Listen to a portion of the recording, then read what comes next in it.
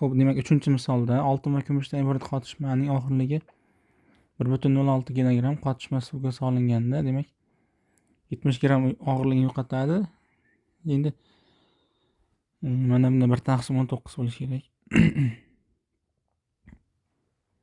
1/19, bunda ham 1/10 bo'lishi kerak. Xo'p, mana e'tibor beramiz. Qotishma tarkibida demak oltin x gramm kumush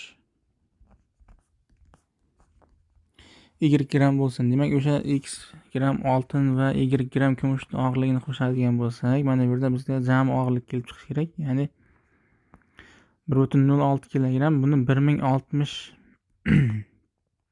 gramm ko'rinishda yozsak bo'ladi. Demak, endi yo'qotilgan og'irliklar mana.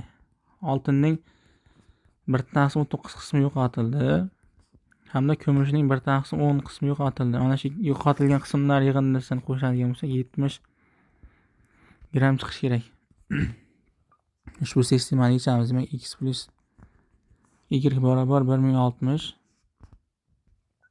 Mana bunga demak bunga 10, bunga 19, bunga ikkalasi ko'paytmasdan mahraj beradigan bo'lsak, demak 10x plus 19y barobar bo'ladi 70 ko'paygan 190.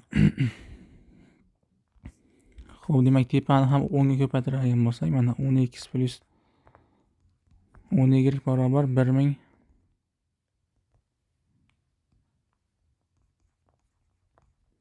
10,600. Mana bunisi 10x plus 19y barobar, demak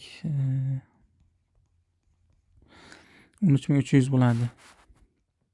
Pastdan tepaga qaratib ayiradigan bo'lsak, demak 10x lar qisqarib ketadi.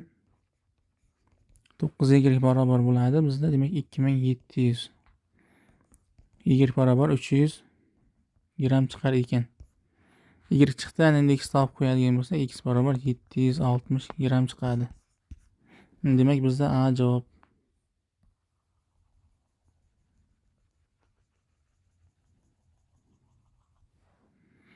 A javob to'g'ri ekan.